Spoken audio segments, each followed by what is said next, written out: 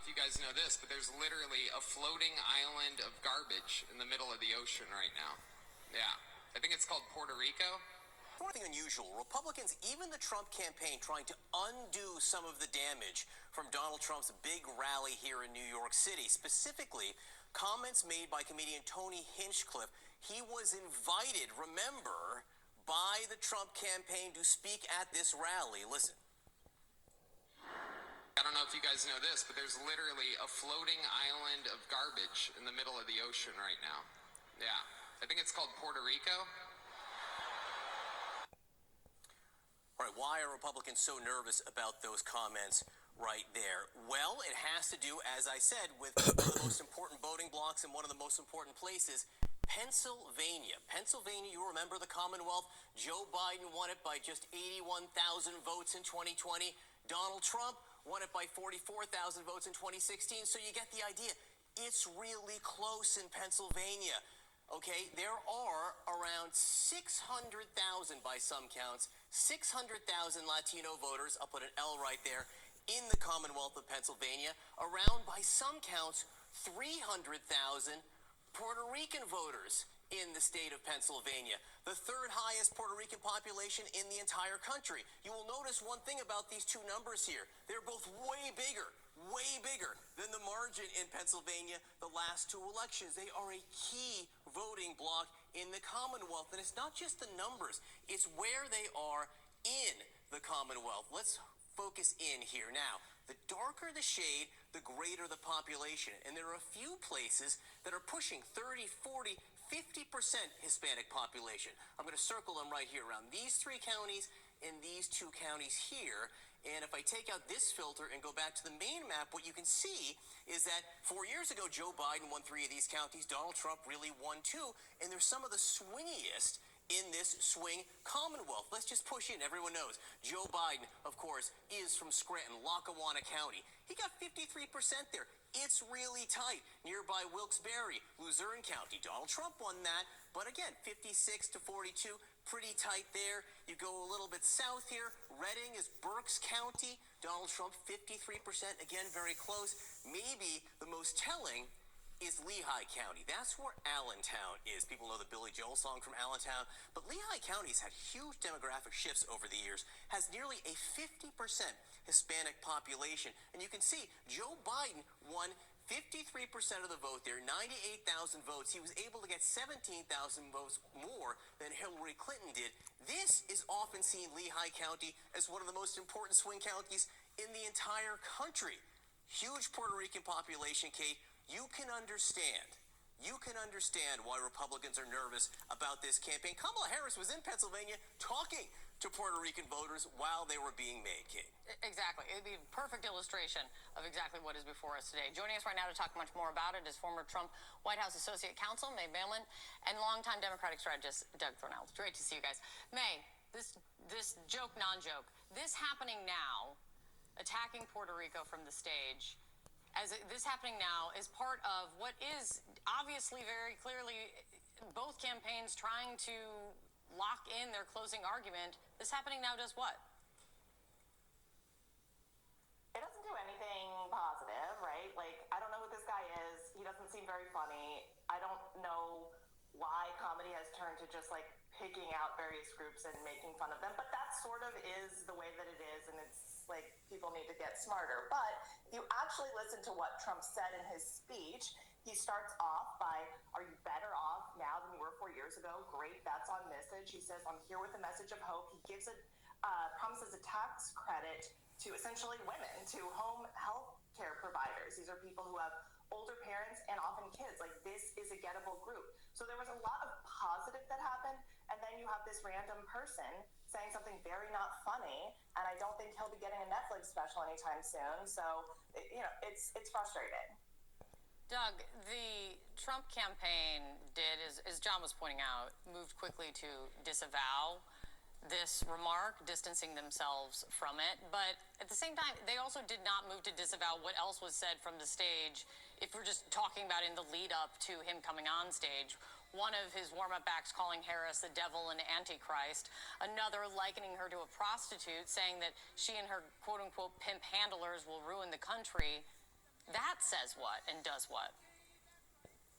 Well, remember, they approved all these speakers. I assume if they're a functional, competent campaign, they approved what they were going to say on stage. So them trying to push back now is a little bit hard to believe. I think it put the whole MAGA movement on display. And I can tell you from what I've seen doing a lot of races around the country, the MAGA brand is deeply unpopular and brings Republicans down.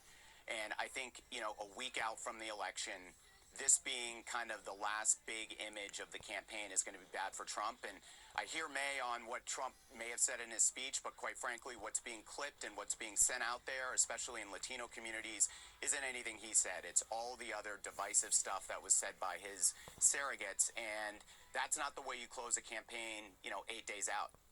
Doug, let me ask you this, though. At the same time, we have seen leading up to this point, this isn't the first time that there has, even Donald Trump himself has said something that you would view as offensive to Latinos. One thing we have seen, though, since 2016 to now is he's made gains with Latino voters. Kamala Harris is seeing less support among Latino voters than other Democrats. He is making gains from where he was in 2016. How do you explain that, and what do you think that means about where we are, Doug? Well, look, I think if you look at, there was a competitor network poll out yesterday that showed Kamala Harris actually doing very well, in fact, better with Latino voters than Joe Biden did in 2020. So I think that with a week out, we have still a few number of undecided voters. They're tuning in. And I think if they're tuning in, then they're seeing this MAGA movement on full display, the bizarre, hateful rhetoric. I think that's going to turn a lot of people away. And I think it also turns a lot of other voters away, suburban voters that are up for grabs. So I think what we're seeing from the campaign, from the Harris campaign, is an aggressive, targeted effort to actually match or do better than where Biden did in 20. And she's on track, I think, to do that. And this doesn't help the Trump campaign by any means.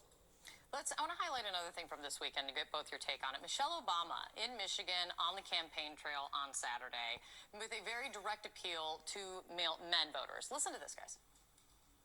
But to anyone out there thinking about sitting out this election or voting for Donald Trump or a third-party candidate in protest because you're fed up, let me warn you, your rage does not exist in a vacuum.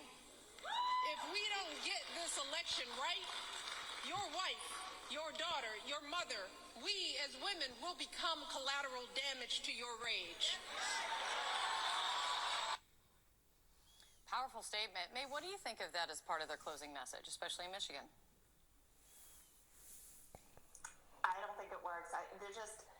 Men are not attracted right now to Kamala Harris, because it doesn't feel like she sees that they can be part of her future. And then to have this message of, that might be true, but do it for your wife and your daughters. Of course, they care about their wife and their daughters. It's not condescending to think that they vote and don't think about their wife and their daughters. But that isn't the issue here. When you hear the people who were interviewed outside of Madison Square Garden, they like that Trump doesn't talk down to them. They like that Trump seems like it was Le'Veon Bell who gave a really now viral video talking about Trump as a real one. This is somebody who they don't feel like is condescending, that they feel like they can be part of the future. And that feeling is not recaptured by Michelle Obama saying, hey, will you think about someone else besides yourself? We do. Men do. And I just don't think that it's going to work. And there basically is the majority of women voting for Harris, the majority of blokes voting for Trump. Have a look at the latest poll from the New York Times that explains that in very clear detail. Now, while it's 48-48, when it comes to men, Trump leads 55-41. When it's women, it is Harris 54 to Trump's 42. Which brings me to another part of this race we should talk about. It's well and truly good enough for you to bring your team out, but you need, of course, voters either from the other team or the team in the middle. As we know, there's the Democratic Party. Here's their party at the Democratic National Convention. The Republican National Convention, of course, was Donald Trump. At his convention, the DNC, if we can roll that too, guys. Of course, there are both sides of the aisle here. But there is a third group of people, and these are independents. See, in America, you don't just register to vote, you also register who generally you align yourself with, Team Red, Team Blue, or the team in the middle, independents. Now, the New York Times poll, where independents were backing Harris by 5 points, that would make you think, so if more women vote than men and she's leading with independents, then maybe Trump's in more trouble than we think. But of course, it plays out state by state. 7 swing states that we've spoken about before, let's go around them like a clock. What are called the blue wall, traditional places where the Democrats would win, of Wisconsin, Michigan, Pennsylvania. Places the red team normally wins, North Carolina, Georgia, Arizona, and then a heavily unionized city via Las Vegas in Nevada. According to this, in Arizona, Harris is winning the independents 55 to 45. In Nevada, Trump is winning them 46 to 39. In Wisconsin, Trump is winning them 49 to 46. In Michigan, Harris is winning them 46 to 44. In Pennsylvania, the all-important Pennsylvania, where 300,000 Puerto Ricans, and who knows how they react to the joke and how the media spins the joke, 46% to 41, a 5-point lead for Donald Trump. Donald Trump is smashing by 11 points of independence in North Carolina, where Harris is winning in Georgia. So all of that matters, okay? And that's why a little bit of her vote disappearing, a little bit of his vote disappearing means independents matter more. It's why you've got to overperform, and then try and take the majority of what's left in the middle. And I'm not talking about undecideds, I'm talking about literally millions of people who identify themselves as not red or not blue.